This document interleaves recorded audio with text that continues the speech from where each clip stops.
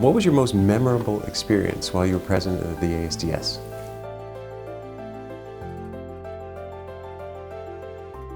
The group wanted to have a medical journal, and I wanted that as well, but the board voted against it. But Dr. Perry Robbins and Dr. George Popkins had the idea. I supported it, and I was able to pass that so that the ASDS now had a medical journal to back us up. I thought it was important. What were the most pressing issues at that time that faced the society? Leonard Lewis and I had the idea to form this group, since dermatology was considered more medical than surgical. But we felt with a national group, it would protect our members, that they could do small surgery or larger surgery, and this gave them the ability to do it. It was very important. I believe it's the most important thing that happened in dermatology, and the protection and having us a medical and a surgical specialty.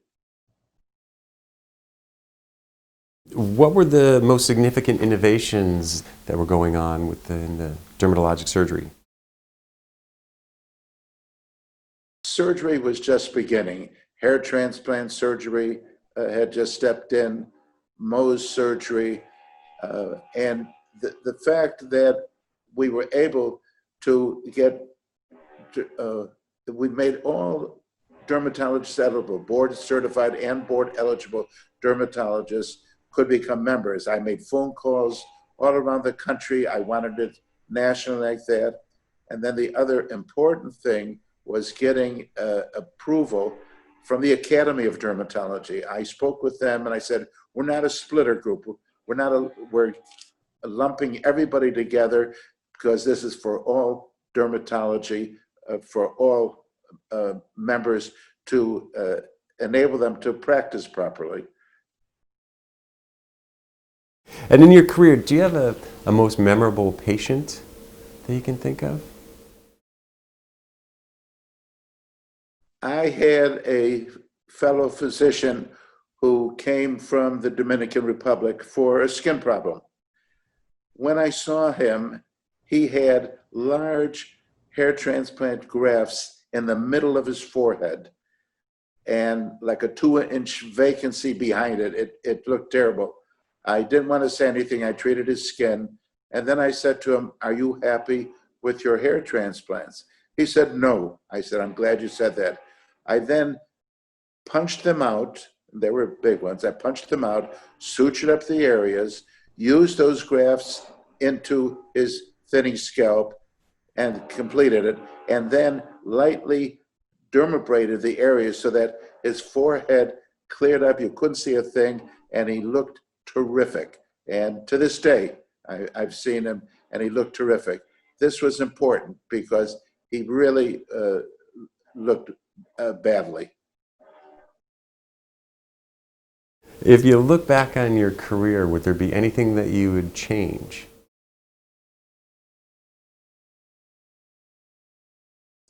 Not really. I'm pleased with what has happened in dermatology and dermatologic surgery. I'm pleased that it has been so well accepted. When Leonard Lewis and I started the group, and we met at the Academy meeting in 1970 with Norman Orentreich and Blue Stahl, Leonard and I had to convince Dr. Orentreich, and I told him, you're the most well-known dermatologic surgeon in the country, probably in the world in dermatology. And I said, we need you to be president. And so I convinced him to accept the position. He was president for the first 2 years. The next 2 years, Leonard Lewis was president for 2 years. And then Blue Stahl, then we went on from that. It was a very momentous time there. And I told Norman, I said, I'll do all the work and you don't have to worry about it. And he did.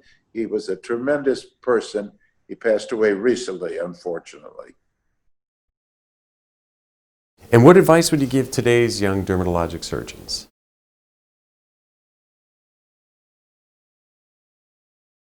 I believe every dermatologist should be a member of the ASDS, and they can do what surgery they want to. But what we did, we ran courses on all the different specifics so that if you wanted to do face peeling, and if you wanted to do wide excisions, and if you wanted to do hair transplants, we had a course for you so that we would train you in the proper way. And then you now had a national group backing you. That was the important thing. Do you have any predictions for the future of the ASDS?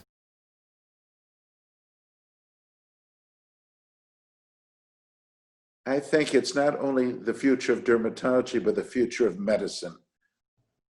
What's going on currently, I believe that there are too many people trying to be dermatologists. We have the best eye. We have the best training.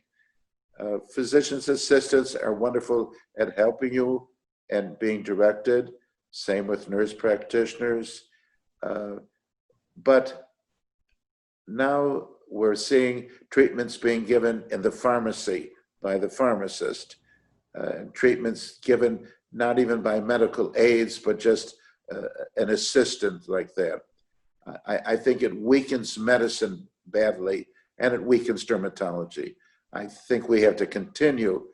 We're still the best at seeing skin. We're still the best at proper diagnoses. And I think medicine right now is in a precarious position, mainly because of the way it's being handled. I think that medicine has to be stronger, and I think more it should be done by the doctors, not by the non-doctors. So what advice do you have for the ASDS leadership in serving its membership in the future? I think the ASDS leadership has done a fantastic job. In these 50 years, they have progressed so well. Their courses are excellent. Their teaching is excellent. Every dermatologist has to be a member of it. I can't give them any advice. They've done such a wonderful job with the entire situation. I'm proud of what Leonard Lewis and I started. I'm proud of all the dermatologists who have become active in this society.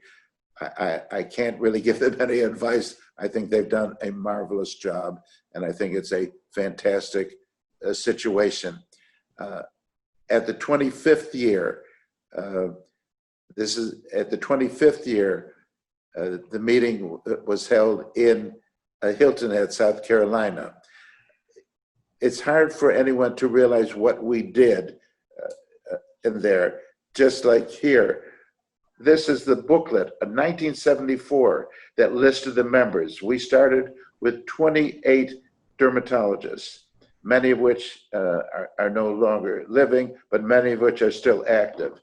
But I've got history, which I'm sending to the society on the different meetings we've had, dating back to 1972 and 1974. And here's, we had a national symposium in California. So we've done an awful lot.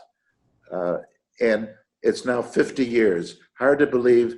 To me, it's like yesterday, but I'm proud of the society, and I'm proud of what it has become.